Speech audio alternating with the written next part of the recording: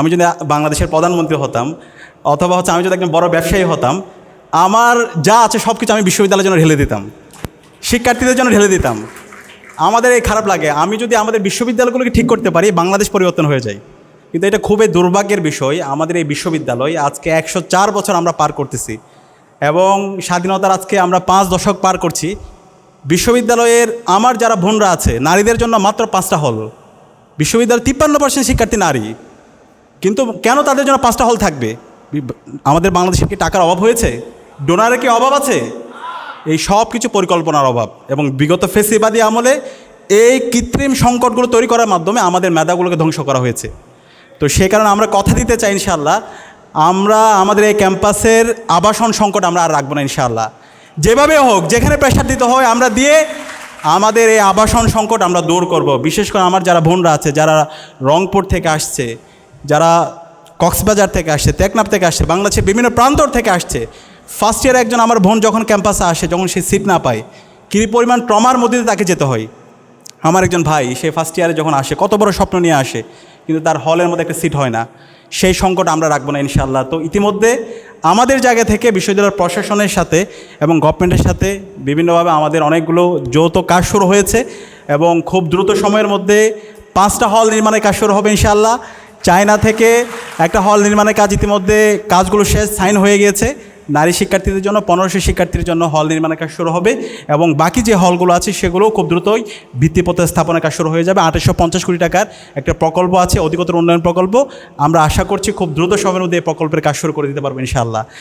দ্বিতীয়ত, আমাদের এই বাংলাদেশে আমরা মানবাধিকারের কথা অনেক বলি, ন্যায্য অধিকারের কথা বলি, সমতার কথা বলি, কিন্তু দিন শেষে যারা এই সমতার কথা বলে, ন্যায্যতার কথা বলে, তারাই হচ্ছে কি করে, বেইনসাফিটা করে। তো সেটা এখন আর চলবে না। আমাদের এই সমাজ, যে সমাজের কথা আমরা বলছি, এই সমাজে নারী এবং পুরুষের ন্যায্য অধিকার থাকবে। আমরা আমাদের বোনদের জন্য আমরা ন্যায্য অধিকার নিশ্চিত করবো ইনশাআল্লাহ। সেই কারণে আমরা আমাদের যে ঢাকা বিশ্ববিদ্যালয়ের কেন্দ্রীয় মসজিদ, যে কেন্দ্রীয় মসজিদ 1965 সালে নির্মাণ হওয়ার পর আর সংস্কার হয় নাই, আমরা ডাকসু দায়িত্ব নেওয়ার পর থেকে বিভিন্ন ডোনারদের সাথে কথা বলে ইতিমধ্যে আমাদের কেন্দ্রীয় মসজিদ সংস্কারের কাজ শুরু করে দিয়েছি। 80% কাজ শেষ হয়েছে আলহামদুলিল্লাহ। এবং ওই মসজিদের এটা হচ্ছে আমাদের আপৎকালীন সংস্কার এবং আমাদের বোনদের জন্য নামাজের যে জায়গা আগে খুবই কনজাস্টেড জায়গা ছিল, এটা একটু বড় করা হয়েছে, অজুর জায়গা এবং মসজিদকে ডেকোরেট করা। এবং খুব দ্রুত সময়ের মধ্যে মসজিদটা একটা কমপ্লেক্স সেন্টার হবে, যেখানে আমার বোনদের জন্য, নারীদের জন্য অর্ধেক জায়গা থাকবে ইনশাআল্লাহ। যে ডিজাইন করা হয়েছে সেখানে আমার নারী, আমার বোন এবং আমাদের মাদের জন্য, তাদের জন্য অর্ধেক জায়গা থাকবে, তারাও যেন নামাজ পড়তে পারে এবং এই মসজিদে, এই কমপ্লেক্সে যেন আসতে পারে। একই সাথে অন্যান্য যে আমাদের উপাসনালয়গুলো আছে সেগুলোর জন্য আমরা ইতিমধ্যে গভর্নমেন্টের কাছে চিঠি দিয়েছি, বিভিন্ন ডোনারদের সাথে কথা বলেছি। এই ঢাকা বিশ্ববিদ্যালয়ে যে একটা মাল্টি কালচারাল এবং মাল্টি রিলিজিয়াস ইনস্টিটিউট, সকল ধর্মের, সকল মানুষের, সকল বর্ণের অধিকার আমরা নিশ্চিত করবো ইনশাআল্লাহ। আর আমাদের সবচেয়ে বড় দাবি, আমাদের প্রায় অর্ধেক শিক্ষার্থী যারা বাইরে থাকে, ঢাকায় বিভিন্ন প্রান্তরে থাকে, আমাদের আবাসনের সংকটের পাশাপাশি পরিবহন সংকট, সেই সংকট দূর করার জন্য আমরা কাজ করছি। আজকেও আমরা অর্থ উপদেষ্টার সাথে মিটিং করেছি। ঢাকা বিশ্ববিদ্যালয়ে যে পরিবহনগুলো আছে সেগুলো যেন আধুনিকায়ন করা হয় এবং আমাদের যারা বোনরা আছে, 3টা হল ক্যাম্পাসের বাইরে আছে, সেখানকার শিক্ষার্থীদের জন্য খুব দ্রুত সময়ের মধ্যে আপনারা ডাবল ডেকার বাস দেখতে পাবেন ইনশাআল্লাহ। এবং সন্ধ্যাকালীন বাসের ঘোষণা ইতিমধ্যে এসেছে, যেটা দীর্ঘদিনের দাবি ছিল। একই সাথে আমাদের শনিবারের বাস এবং কুমিল্লা পর্যন্ত বাসের ঘোষণা ইতিমধ্যে আমাদের পরিবহন সম্পাদক দিয়ে দিয়েছে। তো এরকম অসংখ্য কাজ। এই ডাকসুটা হচ্ছে আপনাদের, এখানে ডাকসুর বিপি হিসাবে সাদিক কায়েম কিছুই না, অথবা GS, S M Farhad, Mohiuddin, Minhas, এখানে আমরা কেউ নেতা না, আমরা আপনাদের প্রতিনিধি, আপনাদের ভাই। ক্যাম্পাসের যে কোনো সমস্যা, শুধু ক্যাম্পাস না, আমরা যে কথাটা শুরুতেই বলেছি, আপনাদের ব্যক্তিগত সমস্যা, পারিবারিক সমস্যা, একাডেমিক সমস্যা, যে কোনো সমস্যা ক্যাম্পাসে আপনাদের আপন বড় ভাই থাকলে, বোন থাকলে যেভাবে শেয়ার করেন, আমাদেরকে যদি আপনারা শেয়ার করেন, আমরা আপনাদের প্রতি কৃতজ্ঞ থাকবো ইনশাআল্লাহ। এবং আমরা কথা দিচ্ছি যেভাবে পারি আমরা আপনাদের পাশে থাকব। এবং আমাদের স্বাস্থ্যের সমস্যা অ্যাড্রেস করার জন্য ইতিমধ্যে আমরা কাজ শুরু করেছি, বিভিন্ন প্রতিষ্ঠানের সাথে আমরা এমওইউ করছি এবং আজকে আমেরিকান ওয়েলনেস সেন্টার তারা যে উদ্যোগ হাতে নিয়েছে, এরকম বড় বড় প্রতিষ্ঠানের সাথে আমরা এমওইউ করব এবং এর বাইরেও আপনাদের যে কোনো ট্রিটমেন্ট কেন্দ্রিক সাপোর্ট লাগলে আমরা কথা দিচ্ছি আপনাদের পাশে থাকবো ইনশাআল্লাহ। তো আলহামদুলিল্লাহ, খিদে লাগছে না? আমি যখন ঘোষণা দিচ্ছিল আমাদের সঞ্চালক যে আপনাদের জন্য নাস্তা আছে, নাস্তা আছে মানে ভবিষ্যতে আছে, তার মানে সবাইকে ধৈর্য ধরে বসার জন্য বলেছে। তো যদি আপনারা দ্বিমত থাকেন বক্তব্যের বিষয়ে, আমি শুধু একটা লাইন বলে শেষ করে দিব।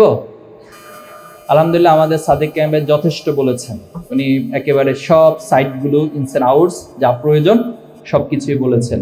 আমি শুরুতে নবীনদেরকে শুভেচ্ছা জানাচ্ছি। আপনারা নবীন হয়ে ক্যাম্পাসে এসেছেন। কোরআনের একটি আয়াত স্মরণ করিয়ে দিচ্ছি।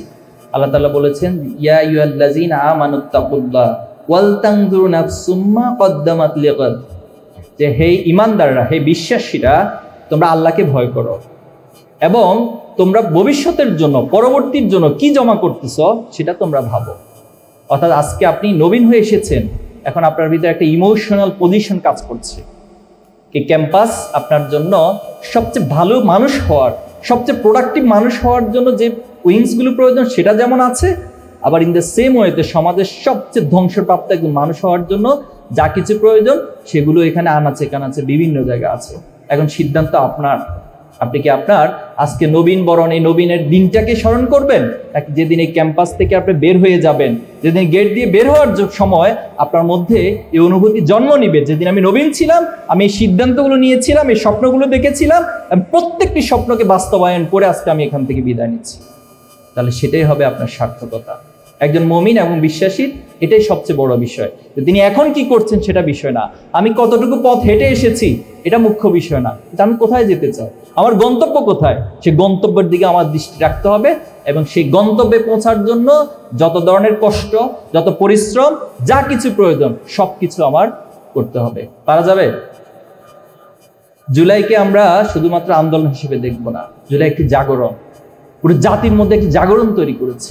কিসের জাগরণ? এখানে একটা আদর্শিক ভিত্তি রয়েছে। এটা হঠাৎ করে এমনি এমনিতে হয়নি। এই আদর্শিক ভিত্তির মধ্যে সবচেয়ে বড় যে পয়েন্টটা, সেটা হলো ন্যায়ের পক্ষে, অন্যায়ের বিপক্ষে। আমি সবসময় ন্যায়ের পক্ষে থাকব, অন্যায়ের বিরুদ্ধে প্রতিবাদ করব। অন্যায়ের বিরুদ্ধে প্রতিবাদ করার ক্ষেত্রে আমি কোনো কার্পণ্য করব না। প্রয়োজনের জন্য আমার জীবন দিতে হয়, তাহলে আমরা আবু সাঈদের মতো দাঁড়িয়ে যাব, আমরা মুগ্ধের মতো, মানবতার মতো মানুষের পাশে দাঁড়িয়ে যাব। যদি এটা করতে পারি, তাহলে এটাই হচ্ছে আমার জীবনের সার্থকতা এবং আমি আমার পরবর্তী প্রজন্মের জন্য সুন্দর, সুবিমল, সমৃদ্ধ একটা বাংলাদেশ তৈরি করে দেওয়া। আমাদের এখানে ভিশনের মধ্যে লেখা আছে যে সমৃদ্ধ বাংলাদেশ গড়ার লক্ষ্যে সৎ, দক্ষ এবং দেশপ্রেমিক নাগরিক তৈরি করা। আজকে যদি আপনি দেশপ্রেমকে দেশ গড়ার মাধ্যম মনে করে থাকেন, তাহলে সেখানে সততা হবে আপনার পথ প্রদর্শক। সততা ব্যতীত আপনি এই মাধ্যমকে কোনোদিন তার সঠিক জায়গায় নিয়ে যেতে পারবেন না। আর সেখানে দক্ষতা হবে, সেটার পূর্ণতা, সেটার পরিপূর্ণতা যদি দিতে চান, তাহলে আপনাকে অবশ্যই দক্ষ হতে হবে। তাহলে তিনটি জিনিসের কম্বিনেশন যদি করতে পারি, তাহলে আমাদের এই জুলাই আলটিমেটলি তার আদর্শিক জায়গায় পৌঁছতে পারবে এবং যে উদ্দেশ্যে আমাদের ভাইয়েরা, আমাদের বোনেরা, আমাদের মায়েরা, আমাদের বাবারা, ছোট ছোট বাচ্চারা জীবন দিয়েছে, তাদের সে জীবন, তাদের সে রক্তগুলো সার্থক হবে। আমরা পারবো ইনশাআল্লাহ। তাহলে আমার লাইনটা বলে শেষ করি। অনেকগুলো কথা ছিল, সব কথা আজকের জন্য স্টপ। ভবিষ্যতে যদি কোনোদিন দেখা হয় তখন বলবো ইনশাল্লাহ। লাইনটা হলো 30 সেকেন্ডের লাইন। আল্লাহ রাসূলুল্লাহ সাল্লাম বিদায় হজের ভাষণে তিনি একটি সবাইকে একটি ভাষণ দিয়েছিলেন, বক্তব্য দিয়েছিলেন। তিনি সেখানে বলেছেন, তোমাদের জন্য দুটো জিনিস কি রেখে যাচ্ছি, একটি হলো কিতাবুল্লাহ, একটি হলো সুন্নতে রাসূলুল্লাহ। যারা এই কোরআন এবং সুন্নাহকে আঁকড়ে ধরে থাকতে পারবে, তারা কখনো বিচ্যুত হবে না। এই সমাজে আমাদের জন্য বিচ্যুত হওয়ার হাজারো রাস্তা রয়েছে নষ্ট করে দেওয়ার, কিন্তু আমরা যদি এই কোরআনকে উপলব্ধি করতে পারি, পৃথিবীর সর্বশ্রেষ্ঠ জ্ঞানের মাধ্যমকে যদি উপলব্ধি করতে পারি, সর্বশ্রেষ্ঠ মানুষের দেখানো মডেলকে যদি অনুসরণ করতে পারি, তাহলে আমরা বিশ্বাস করি আমরা শুধুমাত্র দুনিয়াতে সবচেয়ে সেরা মানুষ হব না, আমরা আখিরাতেও সেরা মানুষ হব। এজন্য আমাদের দোয়া হচ্ছে, রব্বানা আতিনা ফিদ দুনিয়া হাসানা ওয়া ফিল আখিরাতি হাসানা ওয়া কিনা আযাবান নার। আমরা দুনিয়াতেও শ্রেষ্ঠ হতে চাই, দুনিয়ার মানুষকে দেখাতে চায় যে আপনাদের এই সমস্ত নোংরামি, নষ্টামি, বদমাশি এগুলো চলবে না, বরং সততার মধ্য দিয়ে পৃথিবীতে টিকে থাকতে, পৃথিবীতে সততা প্রতিষ্ঠিত হবে। এজন্য দুনিয়াতে আমরা কল্যাণ অর্জন করব, সেরা হব, আবার অফিল আখিরাতে হাসানা ওয়াকিনা আযাবান নার। এবং এটাকে আল্লাহ তাআলা বলছেন ফাউজান আযীমান, ফাউজান কাবীরা, সবচেয়ে বড় সফলতা। আল্লাহ আমাদের সবাইকে কবুল করুক, আমিন। আপনাদের সবাইকে অনেক অনেক ধন্যবাদ। আসসালামু আলাইকুম ওয়া রাহমাতুল্লাহ। বাংলাদেশে বর্তমান নানান সমস্যার মধ্যে উল্লেখযোগ্য হলো বেকারত্ব, বিসিএস মুখিতা, নিয়োগ স্বচ্ছতা ও সুব্যবস্থার অভাব। বর্তমান শিক্ষা ব্যবস্থা যত পর্যাপ্ত কারিগরি শিক্ষা নেই, এই সমস্যাগুলো সমাধানে ছাত্র শিবিরের পক্ষ থেকে কি কি উদ্যোগ নেওয়া হচ্ছে? আচ্ছা দেখুন, এই সমস্যাগুলো একটা দীর্ঘদিন ধরে সমস্যা হয়ে আসছে এবং রাষ্ট্রের একটি সামষ্টিকভাবে বিশ্লেষণ করলে রাষ্ট্রের অনেক বড় সমস্যাগুলোর অন্তর্ভুক্ত। তো ছাত্র সংগঠন হিসেবে আমরা সব কিছুকে একেবারে রিমোট কন্ট্রোলের মতো আসলে সমাধান করতে পারবো না।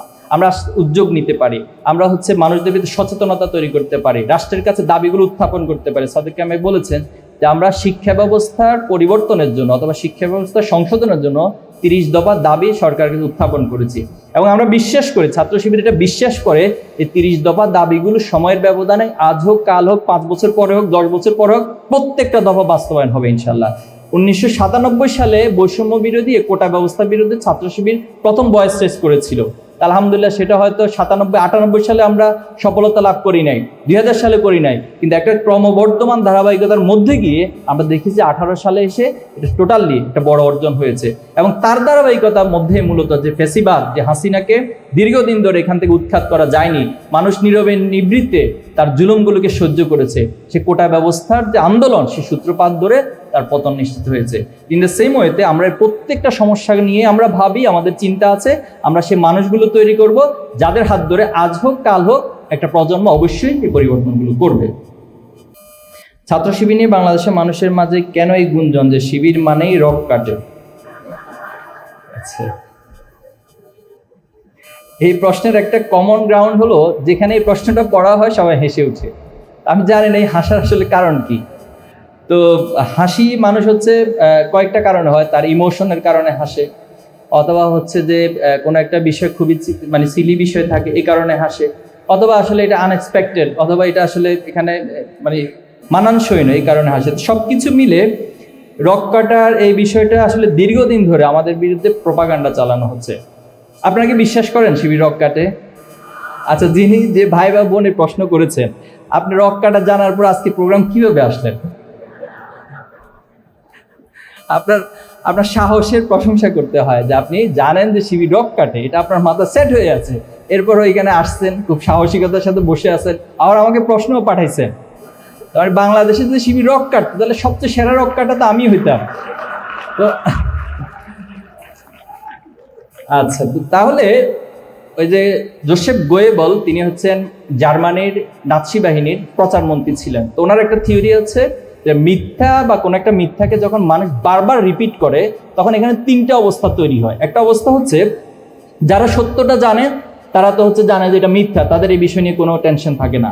আরেকটা পক্ষ থাকে যে তারা কনফিউশনে পড়ে যায়, তারা চিন্তা করে যে কি ব্যাপার, বিষয়টা কি আসলে সত্য না মিথ্যা, তাকে দেখতে তো কোনোদিন রক কাটা মনে হয় না, অথবা রক কাটছে আমার আশপাশে তো কোনোদিন কাউকে দেখি নাই, কিন্তু এটা শুনতেছি, তাহলে আমি একটা কনফিউশনে পড়ে যাই আসলে কাটে কি কাটে না। আর আরেকটা পক্ষ থাকে, তাদের কাজ তাদের অন্তরের মধ্যে আল্লাহ তাআলা মোহর মেরে দেন, এদেরকে হাজার সত্য বললেও এরা সত্যকে এমনভাবে মিথ্যার মধ্য দিয়ে উপস্থাপন করে এদের মাঝে কোনোদিন সত্য বিষয় বোঝানো যায় না। ছোটবেলা আমার বাবা একটা গল্প বলেন যে কোনো একজন কৃষক তিনি ঘোষণা দিলেন যে কেউ যদি আমাকে কোনো একটা বিষয় বুঝতেছে না, তো বললেন যে এই বিষয়টা যদি কেউ আমাকে বোঝাতে পারে তাহলে আমি আমার কৃষির যে গবাদি পশু রয়েছে সেটা সব দান করে দিব। এর মধ্যে যে তার পরিবার খুব টেনশনে পড়ে গেল যে কিভাবে তাকে ঠেকানো যায়, অর্থাৎ এই গবাদি পশু যদি দানই করে দেয় তাহলে তো আমাদের যে জীবিকা অর্জন সেটা তো আমরা করতে পারবো না। তো তখন তিনি মুস্কি হেসে তার পরিবারের সদস্যদেরকে বলল, দেখেন তিনি সকাল থেকে রাত পর্যন্ত আমাকে বুঝাবেন যে এটা এটা এভাবে করতে হয়, এটা এই জন্য, এটা এই লজিক, সারাদিন বুঝাবে, কিন্তু বোঝানোর পর যখন বলবে আপনি কি বুঝেছেন, তখন আমি বলবো যে না, আমি কিচ্ছু বুঝি না। তো এই যে একটা জেনারেশন বা একটা সাইড রয়েছে, তাদের কাছে আসলে সারাদিন বুঝালেও তারা বুঝবে না। এজন্য আমরা বিশ্বাস করি আসলে সত্য এবং মিথ্যার পার্থক্য এই প্রজন্ম খুব ভালো করে করতে পারে। যে প্রোপাগান্ডার মধ্য দিয়ে আমাদের বিরুদ্ধে নানানভাবে অত্যাচার করা হয়েছে, জুলুম করা হয়েছে, এই প্রোপাগান্ডাগুলো দিয়ে আমাদেরকে হত্যাযোগ্য করা হয়েছে। আলহামদুলিল্লাহ দিন শেষে আমাদের এই আদর্শ, আমাদের যে সত্য, আমাদের কথা এবং কাজের মিল, সেটাকে ছাত্র সমাজ গ্রহণ করে নিচ্ছে। আর যারা মিথ্যা প্রোপাগান্ডা চালিয়েছে তাদেরই ধ্বংস হয়েছে। দেখুন, আল্লাহ রাসূলুল্লাহ সাল্লামকে প্রোপাগান্ডা করতে কিন্তু ছাড়ে নাই। পৃথিবীর যিনি শ্রেষ্ঠ মানুষ, পৃথিবীতে এখনো যদি আপনি কাউকে মডেল হিসেবে নিতে চান, যে কোনো দৃষ্টিকোণ থেকে, বাবা হিসেবে মডেল নেবেন, সন্তান হিসেবে মডেল নেবেন, প্রতিবেশী হিসেবে মডেল নেবেন, রাষ্ট্রনায়ক হিসেবে মডেল নেবেন, অথচ পৃথিবীর সেই সেরা মানুষটাকে তারা পাগল বলতেও কার্পণ্য করে না। কিন্তু দেখা গেল যে পাগল আর প্রচলিত পাগলের সাথে তো আসলে মিল হয় না। তখন মানুষ যখন দেখেছে যে অমিলগুলো, তার বিরুদ্ধে প্রোপাগান্ডা চালানো হয়, তখন সকলেই আল্লাহ সাল্লাল্লাহু আলাইহি ওয়াসাল্লাম আদর্শকে মেনে নিয়েছে। এজন্য আমরা বিশ্বাস করি আমরা যদি আমাদের সততার মধ্যে টিকে থাকতে পারি, এই প্রোপাগান্ডাগুলো ইনশাল্লাহ কোনো কাজ আসবে। পরবর্তী সরকার যদি শিবিরের উপর পূর্ববর্তী সরকারের মতো স্ট্যান্স নেয় তাহলে প্রতিরোধ কিভাবে করবেন? আচ্ছা, তো পরবর্তী সরকার কে আসবে এখনো কি আমরা জানি? সেটা তো নির্বাচনের মধ্য দিয়ে হবে। ছাত্র সংসদ নির্বাচন যখন করা হয়েছিল তখন আমাদেরকে বলা হয়েছে না, শিবির কোনোদিন এখানে টিকতে পারবে না, তারা পারবে না, মানে তারা এখানে কখনো জয়ী হতে পারবে না। জয়ী হয়েছে না? জয়ী হওয়ার মালিক, মানে জয়ী করার মালিককে সন্দেহ আছে? আপনার জীবনে যত অর্জন মনে করবেন, আপনার যত না প্রচেষ্টা, তার চেয়ে বড় বিষয় হলো আপনার রব, আপনার সৃষ্টিকর্তা আপনার জন্য কি সিদ্ধান্ত রেখেছেন। অত ইজ্জু মান্তাসা, অত জিল্লু মান্তাসা। বাংলাদেশে এখন পর্যন্ত হাসিনার চেয়ে বড় ফ্যাসিস্ট আমরা কাউকে পাই নাই। তা হাসিনার মতো ফ্যাসিস্টকে যদি আমরা বাংলাদেশ থেকে পতন করে পালাতে বাধ্য করতে পারি, তাহলে আশা করি ভবিষ্যতেও কেউ ফ্যাসিস্ট হতে চাইবে না, আর চাইলেও তার পরিণতি হাসিনার চেয়ে ভালো হবে না, খারাপ হবে আরো? খারাপ হবে, ইনশাআল্লাহ।